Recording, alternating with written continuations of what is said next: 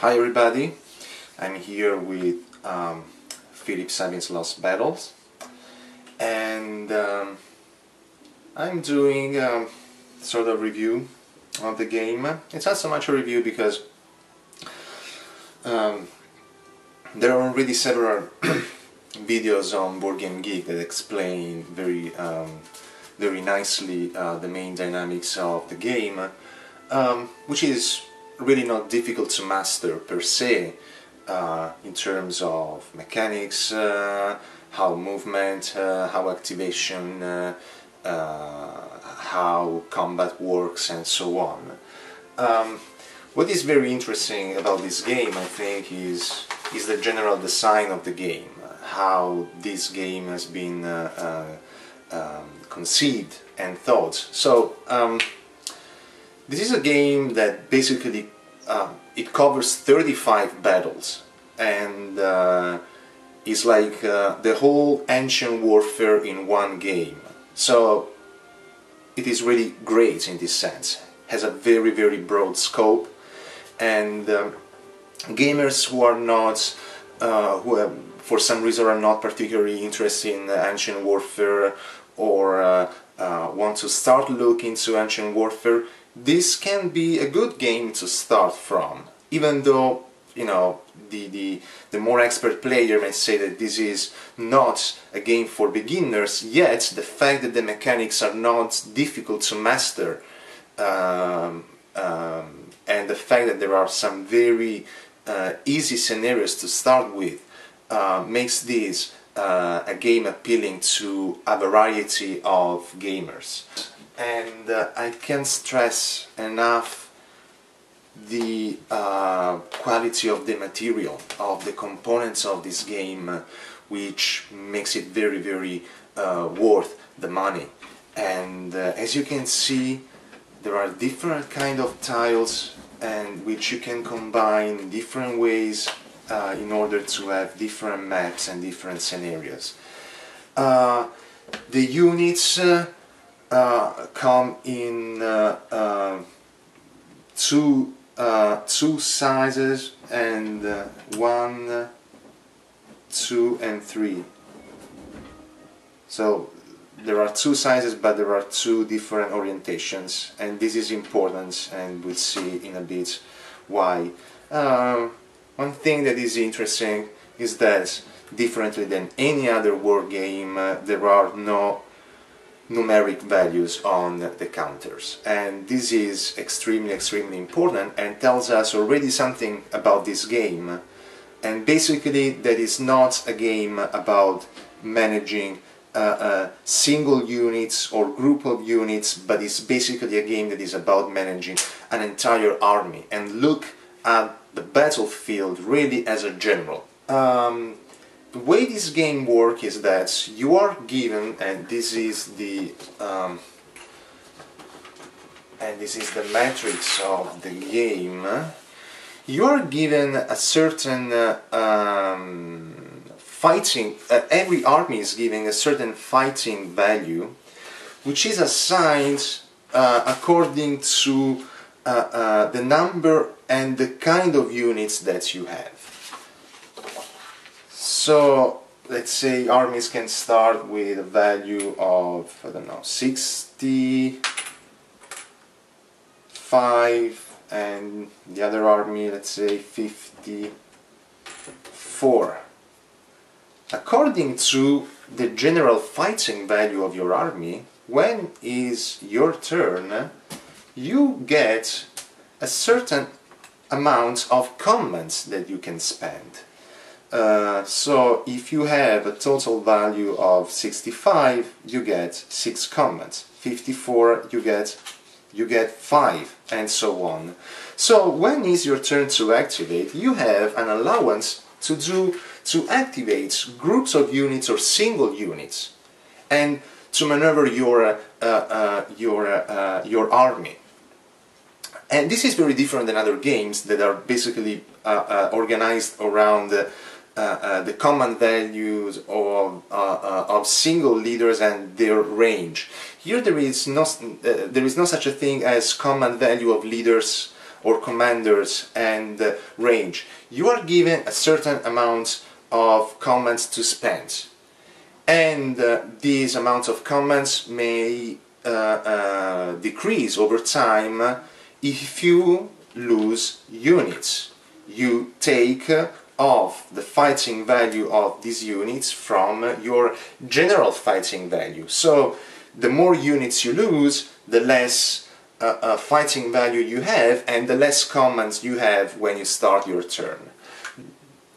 So the fact that you have a general allowance to move and to activate your units is very, very important. There are three different kinds of activations which have a different cost in terms of commands and allow you to perform different kind of actions. So like there is a regular activation that allows you to either move or combat. There is the express activation that gives you more actions, but you can only either move or change facing. Move the facing is very important because all the units in one tile must face the same direction. So when you move the units, you want to make sure that you have enough command in order to maybe, I don't know, change facing, and then in order to join a certain tile here. This game wants to construct an abstract model applicable to different scenarios and different kind of battles to give an idea to the player of what were the general problems and situations that commanders and leaders had to face. For example, every scenario has a maximum of combats that can be performed each turn. The reasons for all these choices are explained in the book that comes with the game, and this reflects the fact that on the battlefield there were conditions that not necessarily allowed every unit to engage in combat. And the fact that a general had to make a decision, could not just order every unit in a certain range to engage in combat, but he had to decide what unit and in what direction had to fight, because in that moment on the battlefield that area is more important than another. The combat value is given like this. Units that face like this are 0.5, these units are 0.5, these are 1, and these are 2. So basically, let's say that if the maximum is 4, then you can perform a combat with, let's say, average heavy cavalry, that is 2, 1 veteran hoplite infantry, that is 1, and 2 average hoplite infantry. Okay? It is very nice, the system of the leading units. So when there is a stack of different units in a tile, you gotta put one in command, because this one in command is the one that is going to attack as first, and is the one that is going to be attacked as first. There are several different kinds of leaders and commanders. They can be uninspired, or they can be brilliant, inspired, and every commander or leader is marked by a different color, and you have, of course, benefits for the more a leader is inspired, like more bonus combats when you attack. That since there is no leader range, the leader is basically always tied to a certain unit and to the tile in which he is present in that moment. So let's say that the leader here is going to influence this group here and not the group here. Every leader in a tile has up to 4 combat bonus and up to for combat bonus to expand. On top of another aspect which I really love is the morale check and the rally attempt. That is absolutely great, and in my opinion is really what makes this game more, historically speaking, realistic than other games. What happens is that anytime you get a unit shattered or you get a leader wounded, you get to check the morale for the entire army.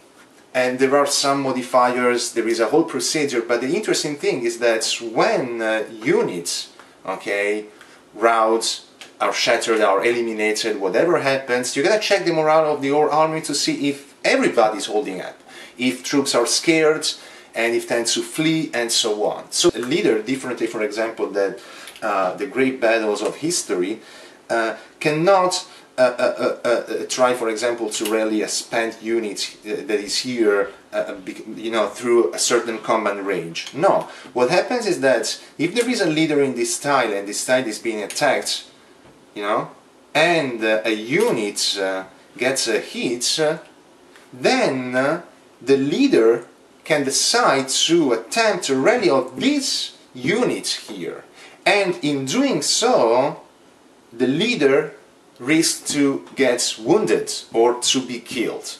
So what is interesting is that any rally attempts made by the leader gives this idea of the fact you imagine a leader like joining the troops to spur them, and so putting himself in the first line, risking to get killed in order to push his troops to resist. And this makes the game very, very interesting, and the morale check and the rally attempts are two of the components that really gives you an idea of how the construction of this model of ancient warfare really works in terms of historical realism. I'm just very happy that I bought this game. I'm enjoying it a lot. It took me a while to actually appreciate this game.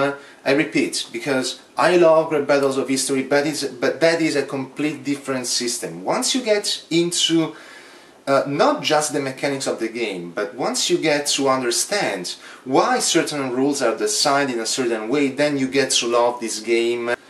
Thank you very much for watching, and I hope you really enjoyed this game as much as I did and as much as I'm doing.